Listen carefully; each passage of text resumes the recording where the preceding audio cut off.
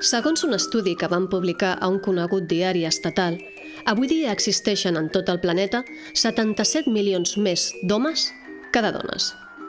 És la major diferència mai registrada entre els dos sexes, unes 49 dones per 51 homes.